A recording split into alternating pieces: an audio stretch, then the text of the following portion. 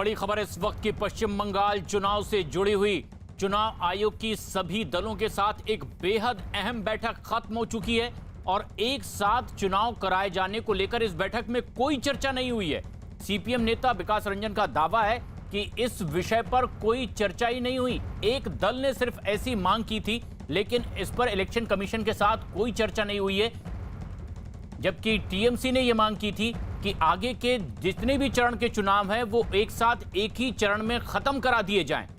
बहुत अहम बैठक। कोरोना गाइडलाइन के साथ किस तरह से आगे की चुनावी रैलियां हों, जिम्मेदारियां तय हों, इस पर यह बेहद अहम बैठक थी।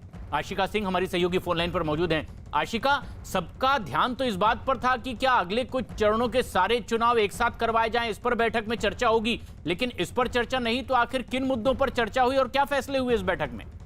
देखिए, फिलहाल जो बताया जा रहा है कि कोविड प्रोटोकॉल मानकर सभी राजनीतिक दलों को चुनाव प्रचार करने को कहा गया है। जैसा कि टीएमसी की तरफ से पहले से मांग उठती रही है कि जो बाकी के फेज हैं उनको एक साथ किया जाए। हालांकि ये जो मांग है टीएमसी की तरफ से उठी है, लेकिन इस पर बैठक में कोई भी चर्चा नहीं हुई है।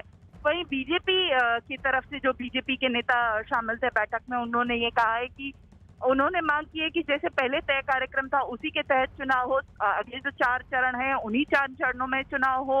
तो ये जो बैठक थी इसमें सिर्फ यही नतीजा निकला है कि चुनाव आयोग की तरफ से सभी राजनीतिक दलों से कहा गया है कि कोविड प्रोटोकॉल को मानते हुए चुनाव प्रचार किया जाए।